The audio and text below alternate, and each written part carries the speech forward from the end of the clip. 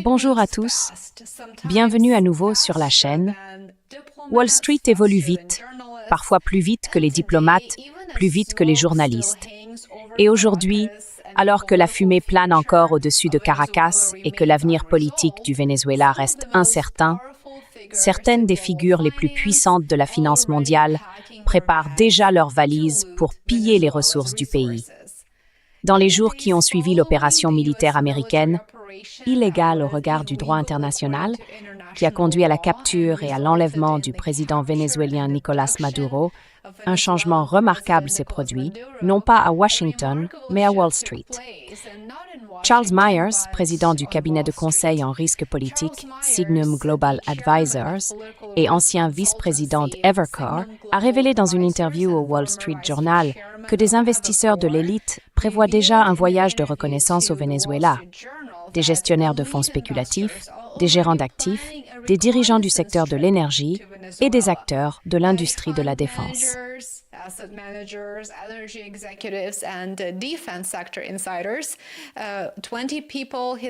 20 personnes, a-t-il dit, 20 individus, a-t-il précisé lors d'une interview, devraient arriver dès le mois de mars.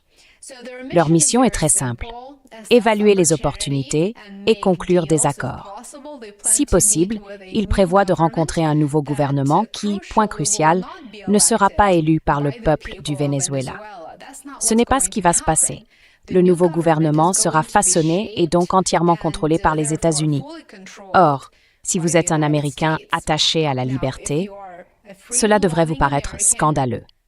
Des réunions sont prévues avec un président nouvellement installé, la vice-présidente Delcy Rodriguez, ainsi qu'avec les ministres des Finances et de l'Énergie, le gouverneur de la Banque centrale et même la bourse de Caracas. La rapidité de cette mobilisation est frappante, vraiment. On dirait qu'ils avaient été prévenus à l'avance et qu'ils se préparaient depuis quelque temps.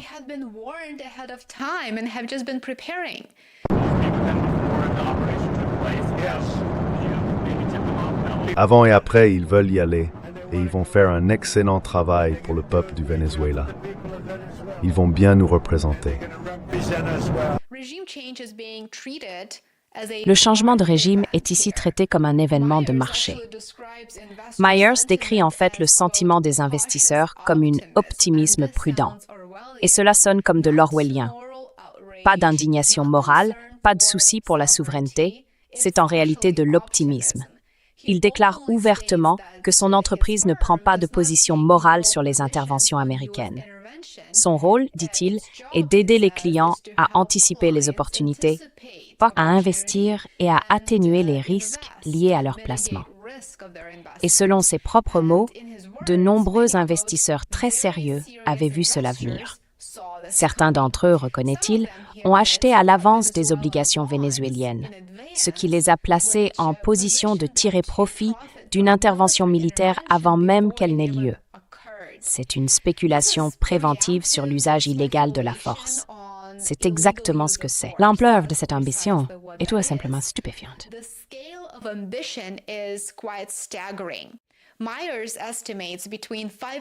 Myers estime qu'il existe entre 500 et 750 milliards de dollars d'opportunités d'investissement potentielles au cours de la prochaine décennie, plusieurs années ou les 5 prochaines années, a-t-il précisé. Nous parlons donc de pétrole, de mines, d'infrastructures, peut-être de tourisme et de construction. Dans cette optique, le Venezuela n'est pas une nation en crise. C'est simplement un actif sous-développé, prêt à être exploité et extrait par les grandes entreprises. Mais cet optimisme repose en réalité sur une opération que les responsables vénézuéliens décrivent de manière très différente. Selon Caracas, l'armée des États-Unis a lancé une attaque sans précédent, impliquant plus de 150 avions provenant de 20 bases à travers l'hémisphère occidental. Des frappes aériennes auraient touché des installations militaires autour de la capitale. Au moins 40 personnes ont été tuées jusqu'à présent, dont des civils.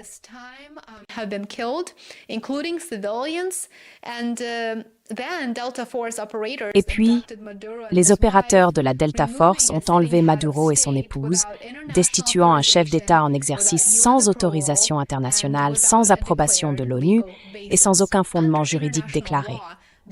En droit international, l'usage de la force contre un État souverain et la destitution de son dirigeant constituent une violation manifeste de la Charte des Nations Unies.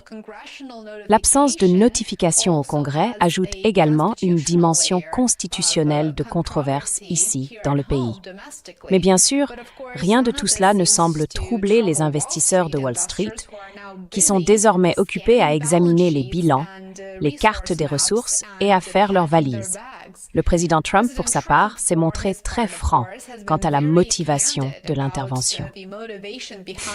Il s'est tenu à Mar-a-Lago et n'a pas parlé de démocratie ni de droits de l'homme. Il n'a même pas prononcé ces mots. Il a parlé de pétrole.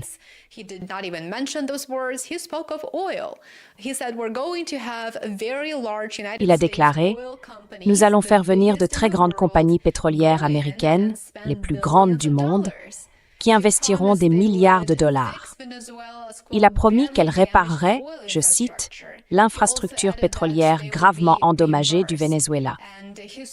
Il a également ajouté qu'elle serait remboursée, et il a parlé ouvertement de s'approprier une immense quantité de richesses.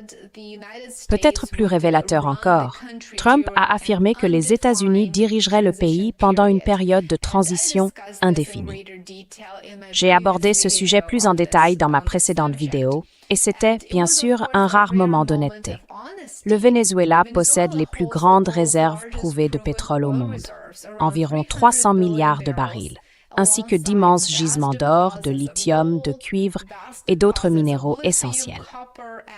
Ce sont précisément des ressources externes que la compétition pour le pouvoir au XXe siècle.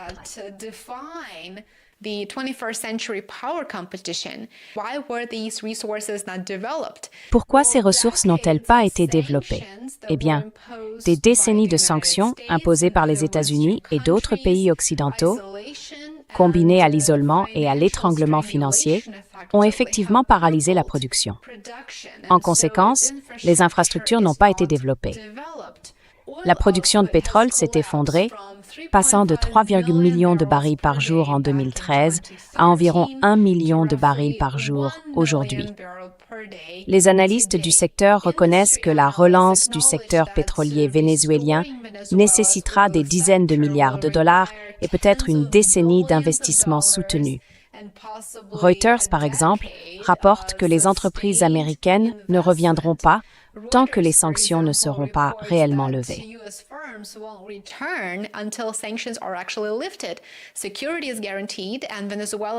La sécurité est garantie et les lois vénézuéliennes sont réécrites pour permettre un commerce extérieur plus approfondi. Ainsi, on comprend l'ampleur de ce contrôle. Les bénéficiaires sont déjà très clairs. Nous avons Chevron, qui est actuellement la seule grande compagnie pétrolière américaine opérant au Venezuela. Chevron est bien placé pour se développer rapidement dans ces circonstances.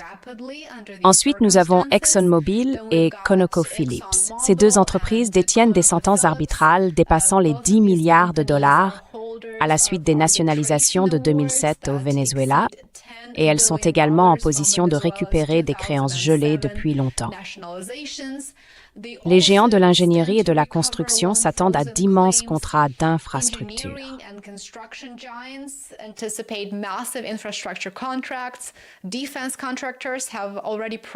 Les entrepreneurs de la défense ont déjà tiré profit du renforcement militaire dans les Caraïbes.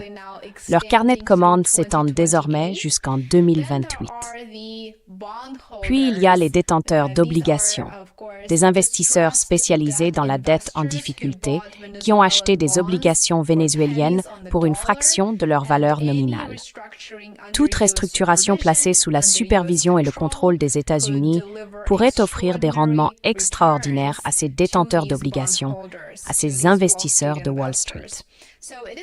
Il est donc clair qu'il n'y aura ni démocratie au Venezuela, ni paix, ni prospérité, car les colonies ne sont jamais prospères.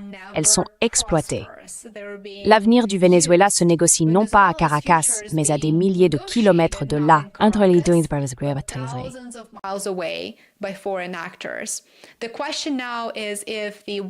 La question est maintenant de savoir si le monde est prêt à accepter que la guerre, que l'agression militaire elle-même, soit devenue une simple occasion de faire du profit.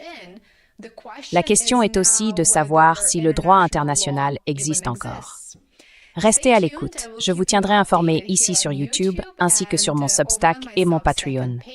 Un nouvel article arrive bientôt, alors ne manquez pas ça. Merci infiniment de regarder, comme toujours. Votre soutien compte énormément pour moi. J'apprécie chacun d'entre vous qui êtes devenus abonnés payants. Passez une excellente journée et on se retrouve ici demain. Prenez soin de vous.